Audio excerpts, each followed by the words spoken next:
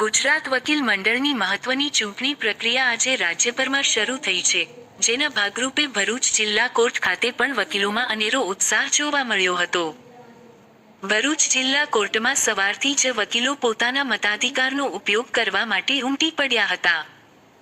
Court પરિસરમાં શાંતિપૂર્ણ અને સુવ્યવસ્થિત રીતે મતદાન પ્રક્રિયા સંપન્ન થાય તે હેતુથી વહીવટી તંત્ર દ્વારા ખાસ વ્યવસ્થાઓ ગોઠવવામાં આવી હતી.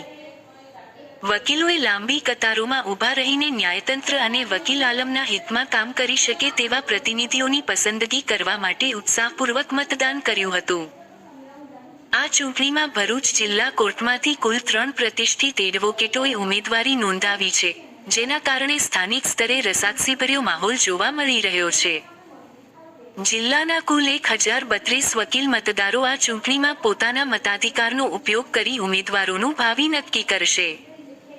ઉમેદવારોએ પોતાની તરફેણમાં મતદાન કરવા માટે મતદારોનો સંપર્ક કરી પ્રચાર પણ તેજ કર્યો હતો. મતદાન કેન્દ્ર પર વકીલોની સુરક્ષા અને સુવિધાને ધ્યાને રાખીને ચુસ્ત બંદોબસ્ત પણ રાખવામાં આવ્યો હતો. આ ચૂંટણીના પરિણામો વકીલ મંડળની આગામી કાર્યપદ્ધતિ અને વકીલોના પ્રશ્નોના નિરાકરણ માટે અત્યંત મહત્વના સાબિત થશે. હું સન્મુખ સલામ રાણા ભરૂચ